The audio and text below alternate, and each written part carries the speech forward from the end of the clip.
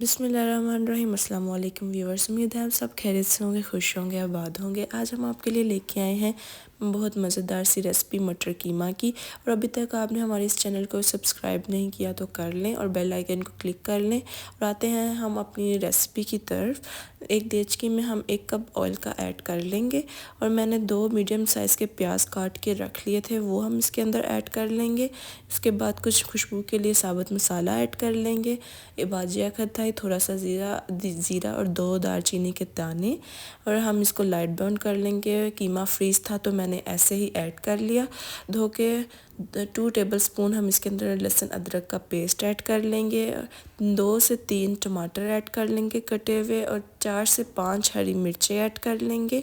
उसके बाद इसके अंदर 1 टेबलस्पून हम नमक का ऐड कर लेंगे हस्बे ज़रूरत। 1 टेबलस्पून हम सुरख मिर्च का ऐड कर लेंगे। 1 टेबलस्पून हम हल्दी का और 1 टेबलस्पून हम सूखे धनिया का ऐड कर लेंगे। इसके बाद हम 2 गिलास पानी के ऐड करेंगे।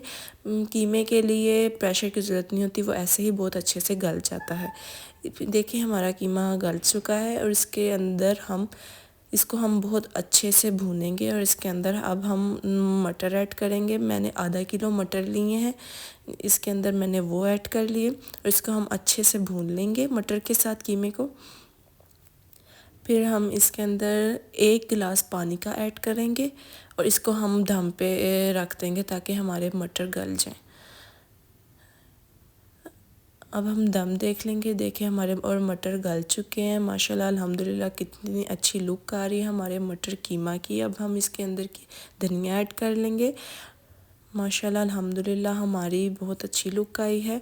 इसके अंदर मैंने थोड़ा सा 1 चम्मच गरम मसाले का भी ऐड कर लिया था, आप वो भी ऐड कर लें। और देखिए अल्हम्दुलिल्लाह माशाल्लाह हमारी रेसिपी कितनी अच्छी बनी है। अगर आपको हमारी ये रेसिपी पसंद आए तो हमें कमेंट बॉक्स में लाजमी बताएं और प्लीज़ हमारे चैनल को सब्सक्राइब करें।